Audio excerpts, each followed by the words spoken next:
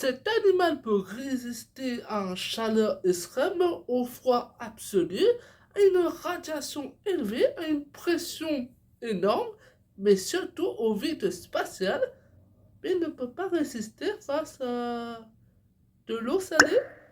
Salut à tous et bienvenue dans ce nouveau chantier. Aujourd'hui, on va parler d'un animal qui est étonnant, le tardigrade. Le tardigrade est un peu vu comme le boss final des animaux, puisqu'il est résistant. Cet animal est résistant, résiste à une chaleur élevée, à un froid extrême, au vide spatial et même à un bombe nucléaire. Bref, c'est un animal qui étonne les scientifiques, et pourtant il a bien des faiblesses. Comme j'ai dit, l'une de ses faiblesses, c'est l'eau salée, ou l'un des tardigrades de l'océan.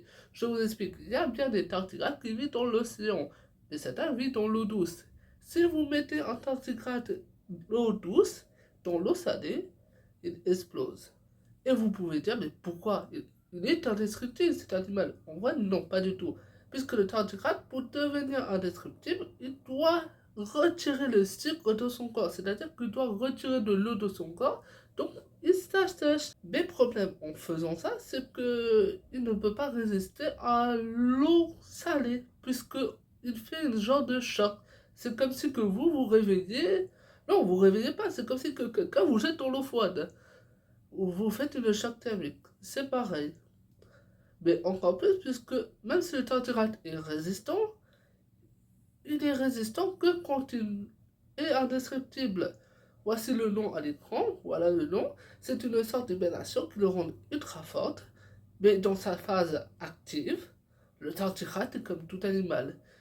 Et si vous le plongez dans un eau à 37 à 40 degrés, il ne peut pas survivre.